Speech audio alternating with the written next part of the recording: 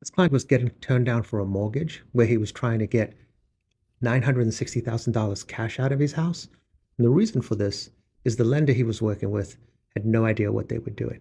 And for reference, I'm a loan officer. I help people get mortgages to buy, sometimes refinance houses. So when he first comes to me, he explains to me that his house is worth $1.2 million.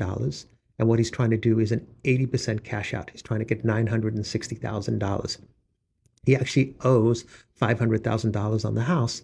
So the actual cash he will net would be about 460. I said, okay. I said, what's going on? He goes, I have no idea. I've been self-employed for over 30 years. I've sent them my pay stubs, my W-2s, my tax returns, everything. And they've looked at the paper. At the end of the day, they're telling me that they can't get the loan done. They're talking about my credit score. They're talking about reserves. They're talking about all kinds of stuff.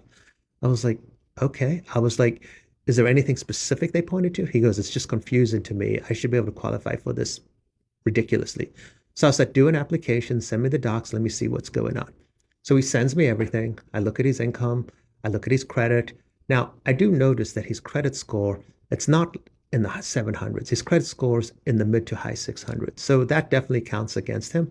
I also noticed that his income, although it's pretty solid, it fluctuates a little bit. And I'm thinking to myself, when I calculate all the income, the debt ratio is going to be close to 50%. So most larger loans where you have a lower credit score, and when I say lower, I mean in the 600s, they really want that debt ratio to be lower.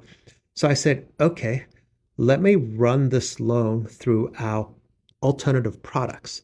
And I look at the alternative products, and at the end of the day, I can't get him approved for an 80% loan, $960,000 with his score and his income. But what I can get him approved for is a 75% loan. So what we do is reduce the cash from 960 to 900. So now instead of netting 460, he's going to net 400 and pay off the existing mortgage.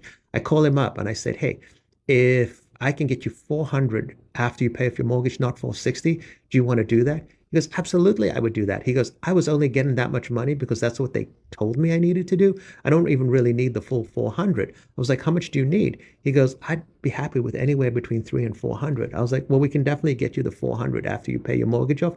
They just had the loan structured terribly, and we'll be able to close and get you this cash in about 30 days.